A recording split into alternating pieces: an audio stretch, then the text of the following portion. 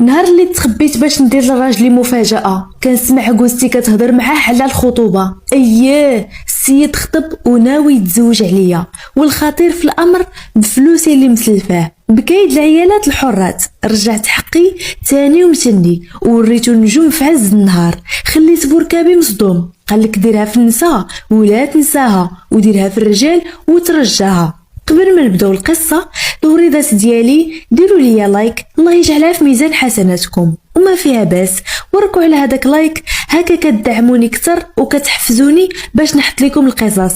ملي كنشوف التفاعل طايح كنعكس باش نسجل لكم. شكرا لكم من القلب. ما نزيدش نطول عليكم وندخلوا في القصه. معكم فاتحه، غادي نبدا معكم القصه ديالي في النهار اللي مشينا معروضين عند عمي العروبيه. كان داير العرس لبنته. حنا ساكنين في المدينه، وهذا عمي كان مازال ساكن في هذيك العروبيه اللي تزاد فيها الاب ديالي وكبر فيها. ملي بدا كيكبر شويه تحول لمدينه، وتم فين غادي يشوف ماما وتزوج بها. في هذاك العرس غادي يشوفوني واحد الناس كانوا الجيران ديال عمي. كيف شافوني حماقوا عليا، سولوا عليا وعرفوني بنت من، تم هضروا مع ماما. كيف سالا هذاك العرس ورجعنا عاودت لينا ماما، قالت لي هضروا فيك واحد الناس. بابا كيف سمع السميه ديال هذوك الناس عرفهم، وقال لماما الله يعمرها دار، عمرني سمعت عليهم شي حاجه ديال العيب. نات ماما قالت ليه مستحيل تزوج بنتي العروبيه، راك عارف الشقه عندهم كتير، وبنتي محال تقدر على الشقه ديالهم. قالت ليه شوف غير هنا عندنا الشقه على قد الحال، ومع ذلك ما كتقربش للكوزينه. وفعلا كنت كنقرا قليل فاش كندخل الكوزينه، كانت ماما هي اللي مكلفه بكل شيء. قال ليها بابا مع الوقت غادي تولف وغادي تتعلم. بدات الهضره ديال بابا كتدخل لراس ماما. من بعد هضرات مع الناس، قالت لهم مرحبا بكم. ماشي بزاف جاو الناس ومعاهم الولد اللي بغاني الزواج. كيف شفتو حماقيت عليه، وحتى هو في الاول كنت كنقول غادي يكون شي ولد اللي في شكل، كنت واخده عليه واحد الفكره، ولكن كيف شفتو السيد انيق ومازال صغير. من بعد عاد عرفت بلي هو خدام وكريم مع الدراري هنا في المدينه. تيسرات الامور وتخطبنا. كنت النهار وما طال وانا كنهضر معاه في التليفون. كنت اتفقت معاه باش نسكنو هنا في المدينه ووافق. في واحد النهار عيط على بابا، قال له اش بان لك نديروا العقد؟ قال له بابا مرحبا. بقى بابا كيتجرى مع الوراق، وخطيبي حتى هو كذلك، ومشينا عند العدون درنا العقد.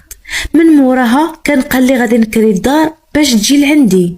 قال لي هو ما غاديش يدير العرس، غادي يعرضوا على اقرب المقربين عندهم في العروبيه ويديروا صداقه. ملي قلتها لصحاب الدار، الاب ديالي قال لي حنا غادي نديروا العرس. تكلف بابا ودار لي عرس فاعل تارك. من بعد مشيت مع راجلي لهذيك الدار اللي كاري، كان مفرشها على قد الحال.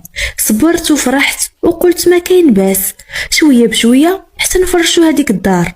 مع انني كنت عايشه واحد العيشه في دارنا حسن، بحكم الاب ديالي والام ديالي موظفين.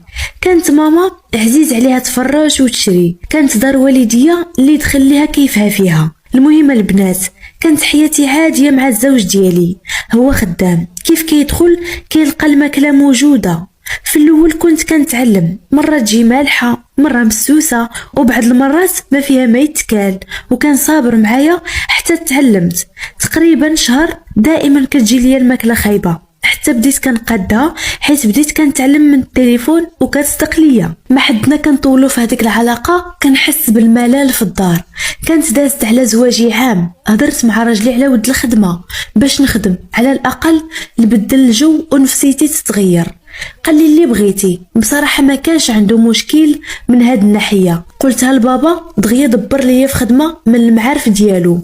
بديت خدامه والصالير ديالي كنخسرو على راسي غير على الجلالب والحوايج. واحد النهار قالت لي واحد السيده خدامه معايا، انتي خدامه غير على الحوايج واللباس، جمعي فلوسك وخذي الذهب. واحد النهار الا احتاجيتي الفلوس ووقفتي عليهم على الاقل غادي تبيعي منه.